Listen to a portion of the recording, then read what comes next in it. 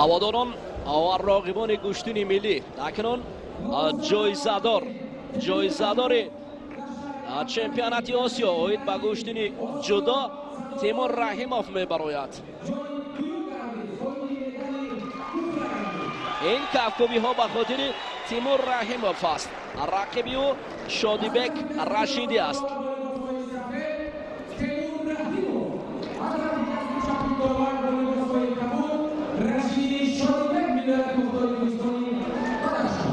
Тимур Раҳимов дар бахши сеюми донишкадаи тарбияи ҷисмонӣ ба номи ҷавонпаҳлавон Саидмӯмин Раҳимов дарс мехонад.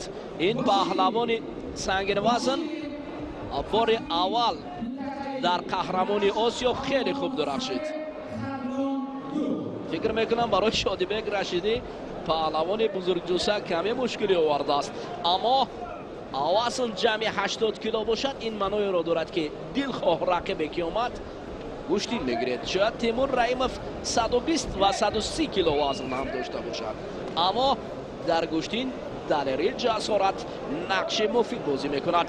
огоҳи аввал барои Шодибек Рашидӣ нишон доданд ва Тимур Раҳимов бошад паҳлавони қавиҷусаи тоҷик. ҳоло акнун пешгузаштааст. вилояти мухтори кӯҳистони Бадахшон паҳлавонони хубро ба инҷо сафарбар кардааст. мин ҷумла паҳло Тимур Раҳимов ҳоҷат барои доштан нест. ҳоло паҳло аст. ин Шодибек Рашидӣ каме аз рӯи қаду қомат аз Тимур Раҳимов фарқ мекунад. Тимур Раҳимов таҳти роҳбари Мустақим Аминов дар ноҳияи рӯдакӣ машқварзӣ мекунад. маконе ки паҳлавон парвар аст. вақте ки ноҳияи рӯдакиро мегӯем, Расул Боқиёв яке аз чеҳраҳои маъруфи тоҷик дар ҳамон макон тарбия ёфтааст. умуман ҷумҳурии Тоҷикистон макони паҳлавон парвар аст. ман бештар ҳам мегуфтам пештар. Тимур Раҳимов паҳлавони хуб аст, фақат дастгирӣ бояд кард ин паҳлавонро. ҳоло акнун натиҷаашро қаҳрамони Осиё нишон дод ки Тимур Раҳимов чӣ гуна набард мебарад. барои Шодибек Рашидӣ каме мушкилӣ аст барои гирифтан бо Тимур Раҳимов. аз рӯи суратҷаласа қуръакашӣ ҳамин аст натиҷа ва рақиби ӯ ҳамин паҳлавони аз рӯи қаду қомат пастар рафтидааст.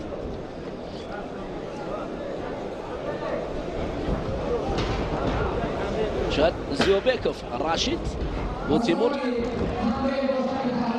ҳалол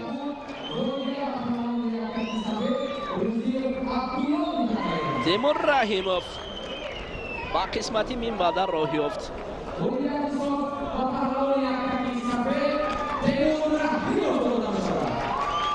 ба хотири Тимур Раҳимов кавкубӣ ҳам меарзад, чунки ин паҳлавон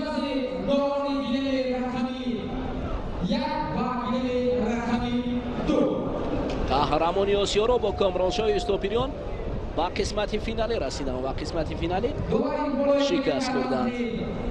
ҷамъи 80 килограмм Файзиддин Амиршоев добари кунҷи